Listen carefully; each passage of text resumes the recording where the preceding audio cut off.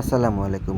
আজকে যখন আমি রাস্তায় যাই ছাগল চড়াইতে, রাস্তায় যাই কতক্ষণ ছাগলটা ঘাস টাস খাওয়ানোর পরে দেখি ওদিক দিয়ে একটা ওই যে আমার ছাগলগুলো দাঁড়ানো ওদিক দিয়ে একটা হনুমান রাস্তার পাশ দিয়ে দৌড়িতে আইছে।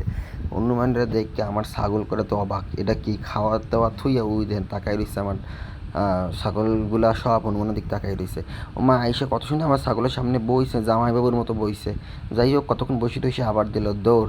দৌড়াতে কি সুন্দর দৌড়ায় দেন, রাস্তার পাশ দিয়ে দৌড়ায়, কিন্তু হনুমানটার মনে অনেক কষ্ট, দেখছি চোখ দিয়ে পানি পড়ে। কিন্তু ওর সঙ্গে আর একটা হনুমান ছিল, কদিন আগে এদিকে দেখা গেছিলো, কিন্তু আজকে একটারে দেখি আর একটারে দেখি না। তার মানে কেউ হয়তো বা একটারে আটকাইছে, এর জন্য কান্নাকাটি করতেছে, দৌড়াদৌড়ি করতেছে। এই নিয়ে সে কতক্ষণ বসেছিল, আমি যে মোবাইল নিয়ে আবার আইসি, এরপর আবার দৌড়তেছে, দৌড়তে কই চলে গেছে তা আর জানি না। কিন্তু একটু জুম করে দেখার চেষ্টা করতেছিলাম যে কত দূরও গেছে। ওই যে মেলা দূর চলে গেছে, আর হয়তো ওদিকে জঙ্গল মঙ্গল আছে, ওদিকে যাবে, অনেক মানুষের দাপা দৌড়াই খেদাই দেবে। কিন্তু যে এটা বন বিভাগের পক্ষ থেকে এদের একটু যত্ন মতো নেওয়া উচিত, কারণ যেহেতু এটা আমাদের এলাকায় সচরাচর দেখা যায় না, সেহেতু মানুষ একটু দেখলে মানে ধরার চেষ্টা করবে, ইট মারার চেষ্টা করবে, আটকানোর চেষ্টা করবে, সেহেতু ওরা ভয় পাবে, আতঙ্ক সৃষ্টি হবে, এরপরে মানুষের উপরে আক্রমণও করতে পারে, বা যে কোনো ক্ষতি হইতে পারে, বা ওদেরও কোনো ক্ষতি হইতে পারে। এই দিকে বিবেচনা করে আপনাদের উচিত বন বিভাগ কর্তৃপক্ষ এদের বিষয়ে একটু নজর দেওয়া।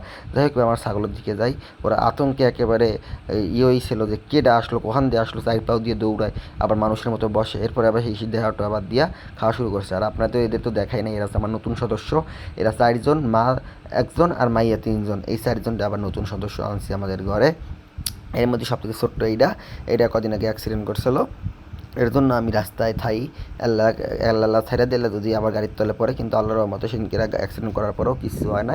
এর জন্য আমি যখন সকালবেলা ছাড়ি না, আর বিকালবেলা 5টার সময় আনি, আর 6:30 পর্যন্ত 1.5 ঘন্টা দাঁড়াই থেকে খাওয়াই, কারণ যেহেতু বাচ্চা, ওর মাল হাঁটাহাঁটি করলে ওরা হাঁটাহাঁটি করবে, আর গাড়ির তেলে পড়লে শেষ, আমার একেবারে সব কিছু শেষ।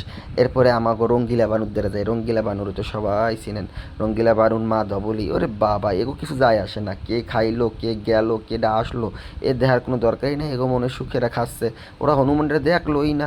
যাই হোক ওরা খাওয়া দাওয়া করতেছে, কিন্তু সে যখন অন্য সময় খাওয়ান দিই তখন না দৌড়াদৌড়ি লাফালাফি কেডা দেখে, খাওয়া দাওয়ার কোনো নাম নাই।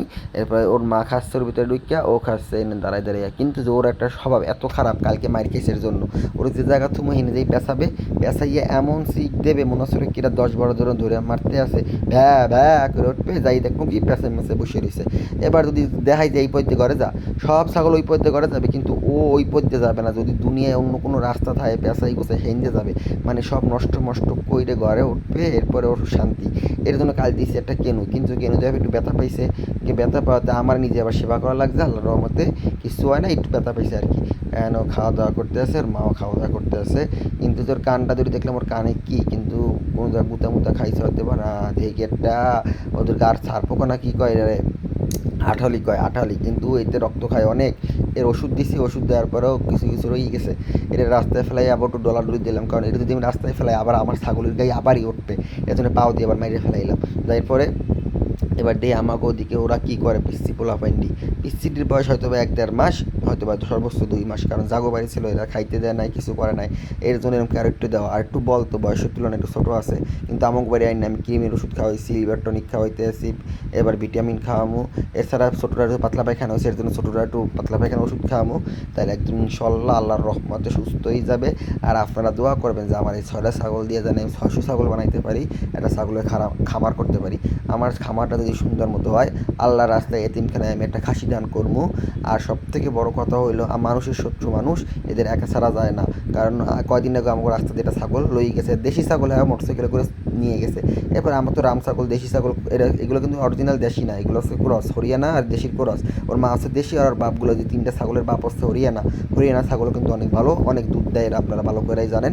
এর জন্য আমিও বেশিরভাগ রাস্তায় থাকি, কারণ যে চোরের চোর কেন মোটরসাইকেল আইসে একটা পিছনে করলে দৌড়। এর জন্য আমিও রাস্তায় থাকি, অ্যাক্সিডেন্ট ভয় তো আছে, চোরের ভয়ও আছে, দুইটা ভয়ই আছে। এর জন্য আমি ওদের সাথে সাথে রাস্তায় থাকি। যাই হোক এবার হচ্ছে আমার বিদায় নেওয়ার পালা, কারণ ছাগলের আরও কতক্ষণ খাওয়াবো, কেবলমাত্র নিয়ে আইছি, আজকে একটু সকাল সকাল আনছি, কারণ আজকে দুপুরবেলা খুব ভালো খাওয়ান দেওয়া নেই, অন্যদিন আমি ঘাস কেটে এনে খাওয়াই, আজকে ঘাস কেটে আনি নাই, কালকের ঘাস কাটা ছিল, কিন্তু বৃষ্টিতে ভিজে গেছে বলে সেই খাওয়ানটা খাওয়ায় নেই, মানে খায় নাই আর কি। এর জন্য আজকে গরু তাড়াতাড়ি নিয়ে আইছি, কারণ ওরা খিদায় চিল্লা পাল্লা করতেছিল। আর এদের খাওয়ান দাওয়ানের যে পরিস্থিতি, মানে কি কব, ছাগলও তো জানেন, ছাগল পোষে পাগলে, এরা এক খাবারে মানে একটু নষ্ট হইলে একটু গন্ধ হইলে এটি আর খাইতেই চায় না। আর গরুতে তো যা দেবেন সে খাবেন, মাশাল্লাহ মাশাল্লাহ, গরুর কোনো রুচিবোধের কোনো সমস্যা নেই, কিন্তু ছাগলের রুচি যে এত রুচি, মানুষের রুচি এত ভালো না। একটু কালকের ঘাস আজকে এটা খাইলো না। আমাকে পাশের বাড়ির এক কাকা আছে, বিশাল বড় এক গরু, এর এক বস্তা ঘাস ধরে দিয়ে দিচ্ছি, কিন্তু এই এক বস্তা ঘাস আমার রোদ্দুরের মধ্যে, রোদ্দুর আবার বৃষ্টি, রোদ্দুর আবার বৃষ্টি, এর মধ্যে কাটতে কাটতে কাটতে আমার কী কষ্ট হয়েছে এটা তো একমাত্র আমি জানি। আর সবথেকে বড় কথা, কালকে বৃষ্টি ছিল, বৃষ্টির মধ্যে গাছগুলো কাটছি রাস্তার পাড়ে বসে বসে। এক শয়তানের বাচ্চা শয়তান অটোওয়ালা রাস্তায় বৃষ্টির পানি জমছে, এমন জোরে চালাই গেছে সম্পূর্ণ পানিগুলো আমার গায়ে, এত কষ্ট করে